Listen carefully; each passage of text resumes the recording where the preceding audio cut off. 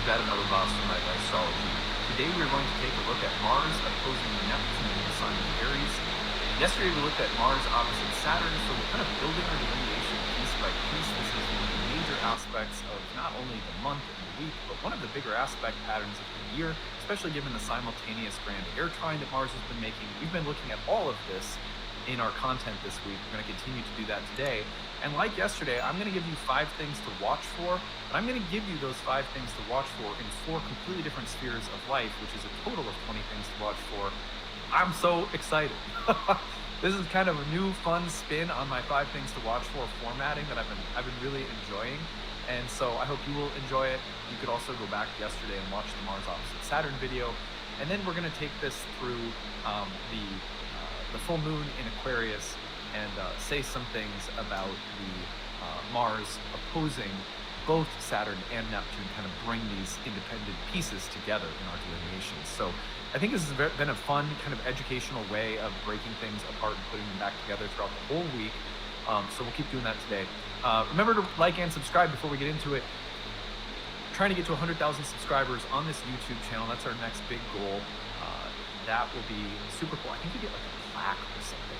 I'm kind of excited about that. Anyway, we're going to see if we can do it within a year. Give us that like, that thumbs up, that subscribe if you haven't yet. It helps us grow tremendously. You can find transcripts of any of these daily talks on the website, nightlightastrology.com. And I'm excited, 2 things to promote this week. One is our webinar for the month of August. Head over to nightlightastrology.com. Go to the live talks under events, and you'll see the 7th house, house of the setting of love and the setting sun. That's taking place on the 14th of August on Thursday night, 7 to 9 p.m. You want to dig deep into the karma of love, sex, relationships. This is going to be a really good talk to understand the roots of this house and its meaning, why it's also associated with the Kama Sutra in Indian astrology. That would be fun to unpack as well. If you can't make it live, you get the recording always with all of our monthly webinars, so you can watch it later if you can't attend the live webinar itself. Now, the other thing that I want to do is direct you over to the new retreat page. We are hosting our first ever immersive training program in a retreat format next June 6th to 13th of 2026. We are having a special retreat called the Oracle Within, a training in the theory and practice of divinatory astrology. Look, the way that I practice astrology, let me give you a simple example. If someone were to pull the death card in a tarot reading, and they pull the death card, and let's say a grandparent passes away relatively soon around the reading, no one really in the tarot world or sphere of thinking would say that the death card caused their grandparent to die. So in astrology, unfortunately, because of a long prevailing history of pseudoscience that's infiltrated our craft, a lot of people think that the planets cause things to happen. The divinatory perspective on astrology, which runs through all of the Nightlight curriculum that I learned from some of my teachers, is the idea that this is a science of signs and omens that speak and are speaking through an oracle, that astrology is oracular and divinatory.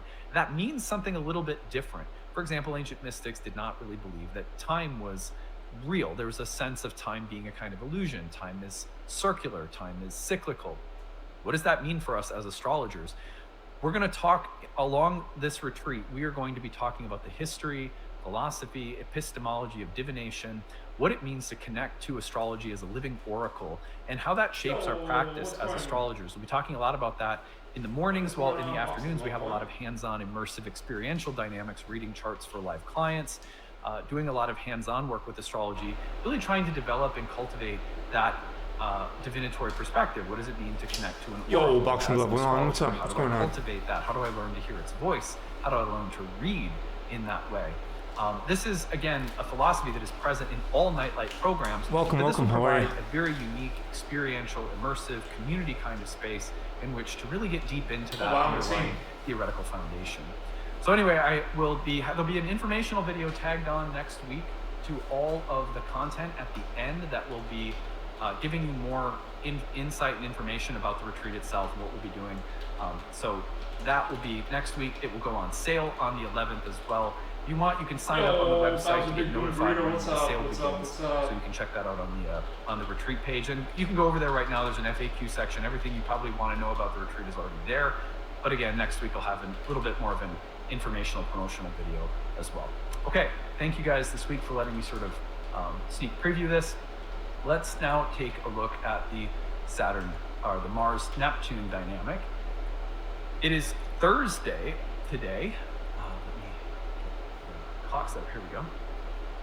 Thursday, and as we are, if you're listening to this on the day that it comes out, then you can see Mars is about to hit Saturn. So we covered that first yesterday.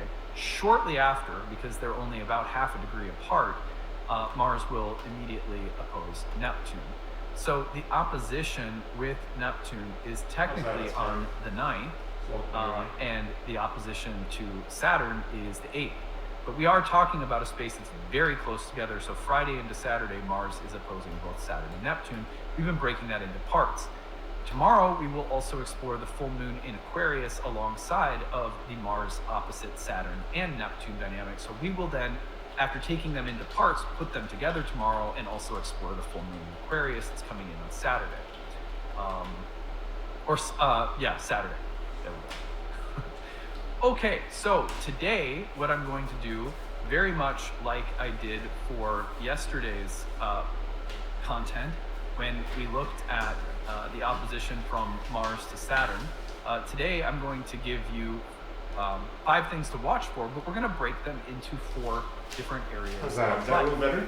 The reason for this, I explained this yesterday, so I'll re-explain it again briefly today, is that these are the areas of life that people most frequently talk to astrologers about. When people come in for a reading, they want to know what's happening with respect to their love and relationships, to their internal, personal self-development, to things happening at career or work, or within family dynamics. Not surprisingly, those are the 4 angular house topics: the 1st, the 7th, the 10th, and the 4th. So what I'm going to do is I'm going to give you 5 things to watch for, but I have split them and kind of configured them to each of these 4 areas. This represents just a little bit of novelty in the way that I'm working my 5 things to watch for list. And again, I've been kind of jokingly pointing to Uranus and Gemini, saying, let's have fun. Let's shake things up a little bit. No, that's better, right? With the content creation. Okay, anyway, let's start with love and relationships. When we think about Mars opposite Neptune, doesn't matter what sign they are in, anytime Mars is opposite Neptune, we think about how that archetypal tension may show up within the sphere of relationships or relationship dynamics. Mars is very passionate. In the sphere of love and relationships, Mars often correlates to... Thanks, brother. I appreciate that, man. We're setting up in a new place, so we're very easily, everything isn't perfect yet, but it's getting there. Romantic relationships can show up as the projection of tremendous fantasies or desires onto a partner, or relationships can show up as dream, wish, or fantasy fulfillment. It's not that Mars-Neptune is just total illusion in relationships. It can show up as very passionate sort of wish fulfillment and fantasies come true. That is a real thing. On the other hand, the potential for projection and therefore disappointment and reality checks and disillusionment is there because of how passionately Mars and Neptune opposite one another can project almost heroic, epic fantasies onto the expectations of what love or sex or passion can deliver. Very similarly, Mars-Neptune in terms of desire and impossibility, right? Fantasy or illusion, another thing that Mars opposite Neptune can do is ramp up the passion for something that can't happen, that's unavailable.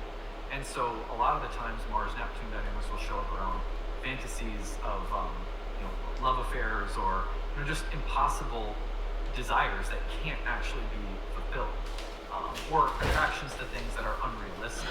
But there's a strong passion for it nonetheless. That can be very educational. It might be that, for example, sometimes the things that are impossible attracted to are clues to us as to what we really need or want that may require some more practical and process-oriented changes over a longer period of time. But that intense heat of unavailable fantasy can at least start shifting our priorities. So it's not like it's just now let's just yank your chain and make you feel like the things you like are just impossible. It's also about how we get reoriented by things that show up. They're so intense, maybe in some ways unrealistic at the same time. There's also a theme with Mars and Neptune of martyrdom or of great or tremendous sacrifice. I think Mars Neptune, for example, very much is that last scene in the Titanic where Leonardo DiCaprio's character was it Jack? I think his name was Jack. And Rose, wasn't it Jack and Rose? I'll never let go. He's basically dying for her so she can stay afloat on the raft in the icy water, and he's like treading water, turning into an icicle. That's a Mars-Neptune dynamic. I will sacrifice for you, my love. The same thing that, this is really funny. A couple summers ago, we were out at the cabin. We had just gotten Hilda. By the way, during the summers, it's too hot in here for her, so you haven't seen her in here because she doesn't like it. Once it gets cool out, then she's in here all the time because it's warmer in my office all season round. Anyway, I just say that because people are in the comment section like, where's Hilda? She's in a cool spot. Anyway, I jumped off the dock into the pond at a family member's cabin. Probably people have like lake cabins in Minnesota or something. So anyway, I jumped off the dock. She never swam before in her life. She got so concerned that she plunged in after me. And she's a, she's a guardian dog, mastiff, so like that. It was like, oh, that's so Mars Neptune. Just the sacrifice. I will dive in after you. I will save my own drowning child. That sense of love requiring sacrifice. Hidden or secretive dynamics within love, usually passionate love affairs that are secretively very Mars Neptune. And then I would just say where there's Mars is spicy. And so Mars and Neptune to me can connect people on a level that's very, very chemical, combustive. Like, just can't keep your hands off of each other, or there's something very magnetizing. On the other hand, I would also say that where two people meet and mingle in some kind of spiritual container of transformation and spirituality and eroticism and mysticism are kind of blending, very Mars opposite Neptune. I think I've said Mars opposite Saturn, but I've said it twice. Mars opposite Neptune. Okay, so let's talk about 5 things within the internal or psychological sphere. Well, the first one would be that we're confused as to where to apply our time, energy, effort, or resources. Mars, my will, my ambition. Neptune, confusion or cloudedness. I don't know what to do. I don't know where to direct my energies. I don't even know what I want or desire. Number 2 would be Mars opposite Neptune personally can make us feel fatigued, weak, exhausted, defeated, and maybe even somehow escapist. Number 3 would be where our efforts, our desires, our ambitions are being fueled by a sense of spiritual passion or conviction, like a crusade or a quest or a kind of a Joan of Arc theme. Number 4 would be the split internally between pushing for something and surrendering and letting go. That's a very Mars-Neptune dynamic. People who are born with Mars opposite Neptune can develop a really keen sense of how and when to apply effort and when to let go. It's funny because I was born with Mars opposite Neptune, and I've always, throughout the course of my life, I feel like that's been a recurring psychological thing that I feel very sensitively inside. Push, push, push. Oh no, let go, let go, let go. And I feel like that's been fine-tuned over the course of my life. I can really feel that aspect in my own natal chart. Anyway, and then finally would be discernment around willpower.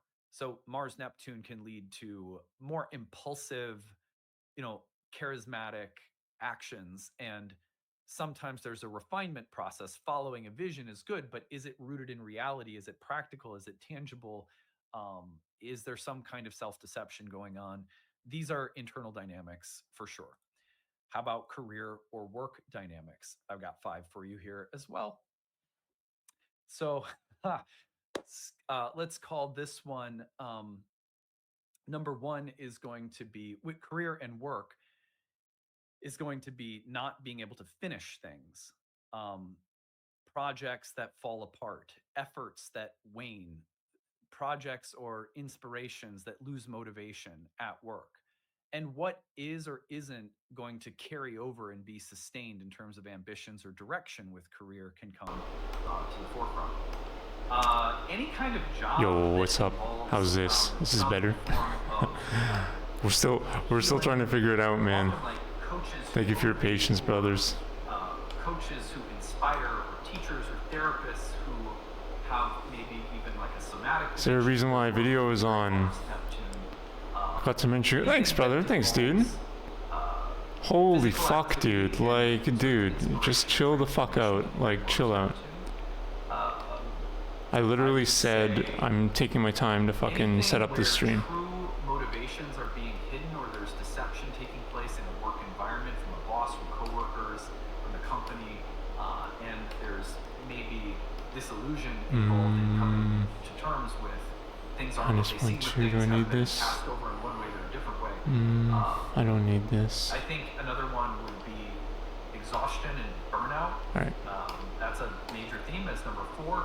Just feeling like exhausted and not. No worries, man. No worries, brother. Not enough coming back for what I'm no worries, dude. In a workplace environment. Welcome to Twitch, my friend. Welcome, and then welcome. I would say finding real inspiration that fulfills a sense of like a transcendent function in all of us. Does my work feel like it connects to a greater sense of purpose and dharma? Is there some connection between my essence and my authentic nature and what I'm doing or what I care about? Do they align? Those are questions that often show up in Mars Neptune in the workplace. And then finally, family dynamics. I've got a list of 5 for you here as well. So with family dynamics, what do I do like that? Any time that there has been that's not a bad idea.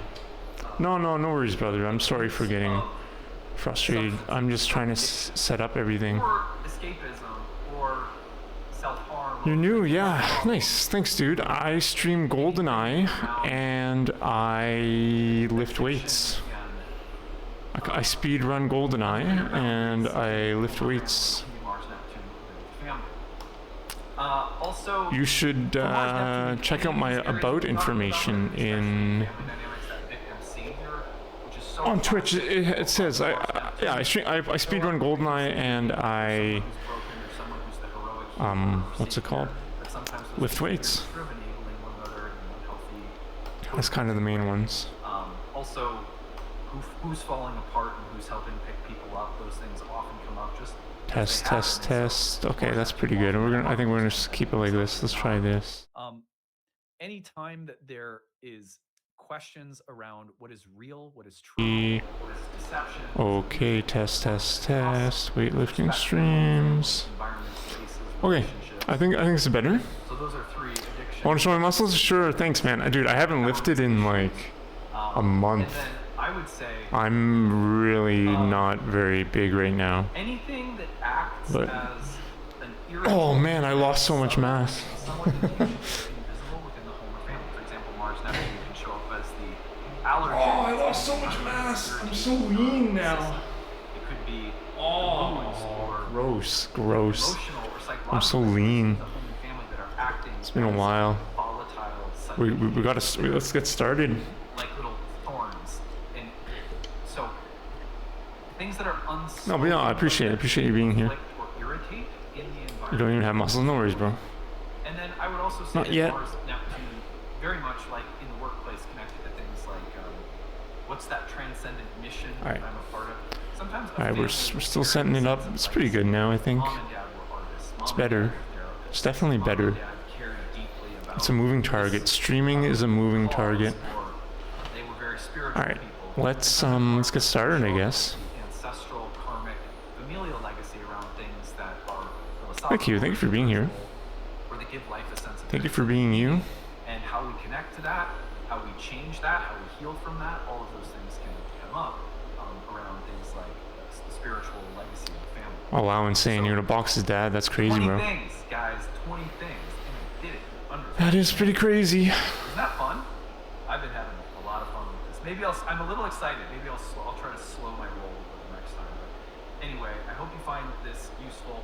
Yesterday, I wish you luck. Mars opposite Saturn. Today, Mars opposite Take care of yourself, my friend. Full moon in Aquarius, and then try to also give you things to watch for Mars opposite Saturn and Neptune together, drawing all of these. Make sure to take care of yourself.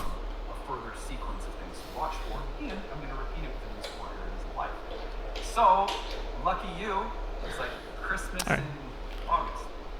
Alright, that's it for now. See you again tomorrow. Bye.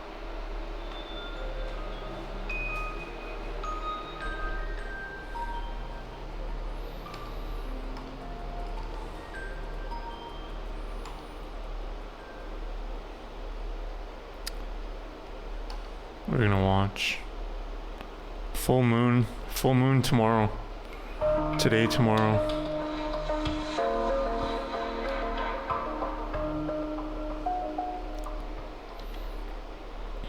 Hi everyone, I'm going to be speaking to you today about the first half of August and the full moon that we have coming up in Aquarius. Before I get to the astrology, I just really like to say a huge But in body box, I'm not allowed to go full out because he used to be a boxer while I'm saying, do be careful, my friend. Do take care. I just want to take this opportunity to thank you from the bottom of my heart. You send me so much Oh wow, love, insane. so much support, and it truly does. Do take care, man. Feel quite tearful sometimes of your comments, and I try and read them all and respond where I have time and my thoughts and people. So just thank you. There's some big numbers which are slightly scary and a tad baffling, but on we go. And if these videos are helpful to you, then Okay, we are going to start. obviously Should be fun, yeah, man. you have subscribed, and I'm very, very grateful. So It probably will. thank you so much. I don't say it often. Chat. Where's Okay, chat? on we go to talk about the Chat. Why? Why would you do this? It's dumb. It's fine. Oh, because it pops up. Very chaotic. What? Why would it do that? With the chaos, do be reassured by the astrology, because many people are thinking it's the end of the world. Well, it isn't actually. It's the end of a world, the old world. But the Alright, chaos is this what needs to be moved the down. chaos is exactly what That's the answer right there. I was expecting, and That's the many ticket. others as well. Because it's this sense of ending. And I This should very high frequency energy fix it here. great turbulence in the energy. Yes, and if I click here, So that bada boom, bada bing, that's the way. structures that were not really Skeleton victories, thanks for everyone mentions that as box champ in his house, 10-0. Wow, amazing, man. energy to sustain them. Amazing. So please, whatever you do, Yeah, buddy, exactly. whatever the color, etc. That's awesome, man. Give your attention. How many rounds? It's collapsing because it acts as Alright, I'm gonna start. a life support system for what we absolutely don't want more of. So really try and be aware that your focus and your attention, as the wonderful Paul Levy, the author, says, they are our superpowers because they are energetic food in the quantum realm. So try and focus on what you want. not Nice, what you dude. don't. Hopefully he's gonna go 10-1 now. Okay, so I'm going to be showing you the chart in a moment. There's a lot to say about this.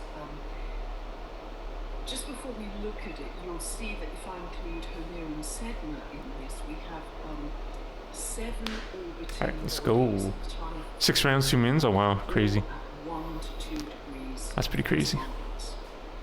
So this is, as we know, a highly initiatory time, a time of very big new beginnings. And not only are the outer planets moving into their new signs in this year, at least beginning their movement into their new signs, but we have this very strong cardinal energy. Neptune and Saturn being at on the world axis, 0 to 2 degrees of Aries, but we have 7 Yes.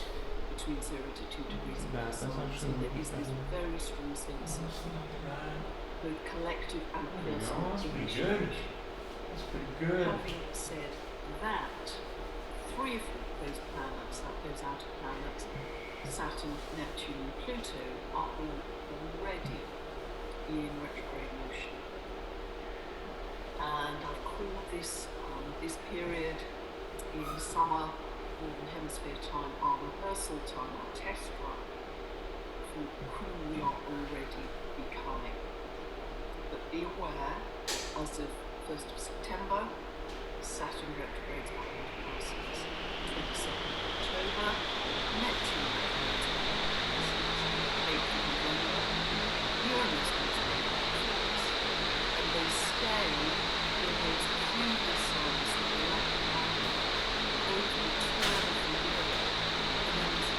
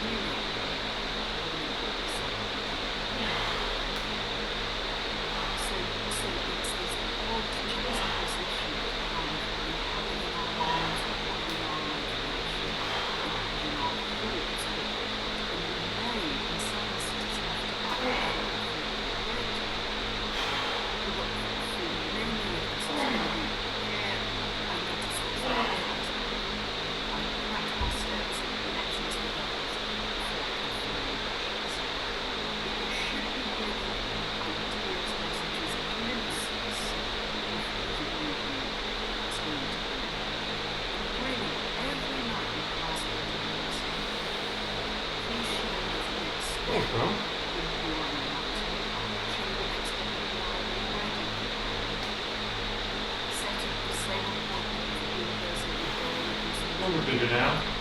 I'm so thin.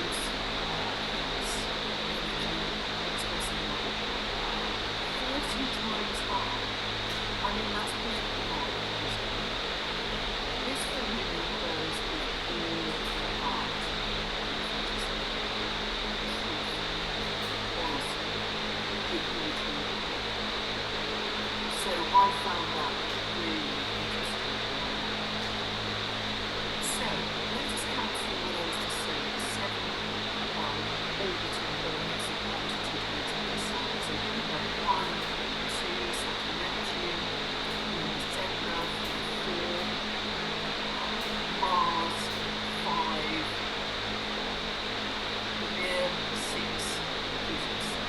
quite remarkable, a great sense of beginners and but as I said, we only know through the categories which are exactly Oh, say the curse! Say the curse!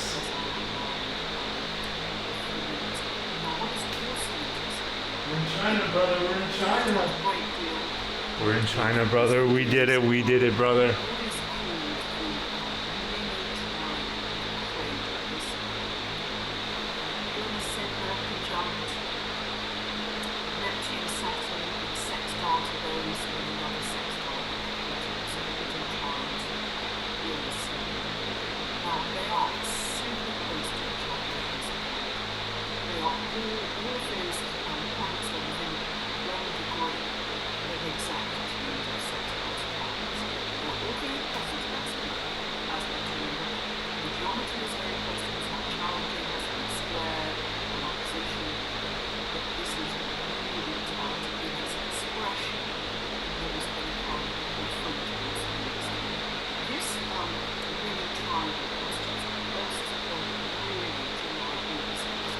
Fuck me, man. This fucking guy, dude.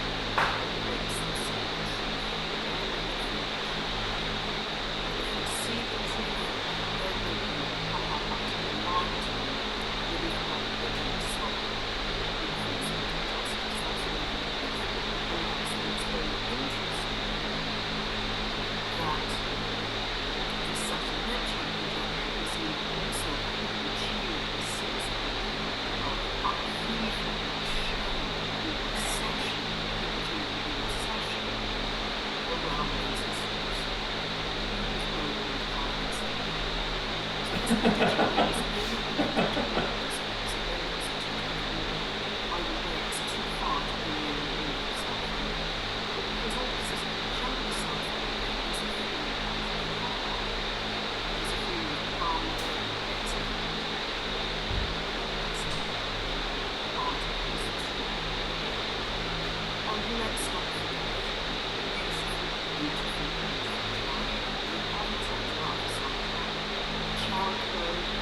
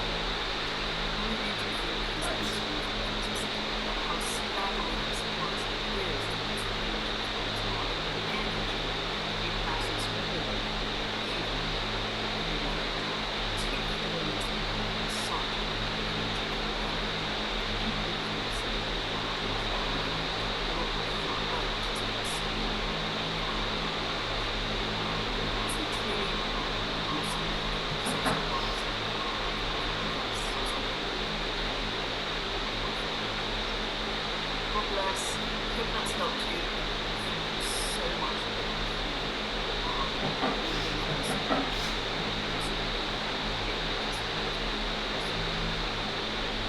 God bless. Bye for now.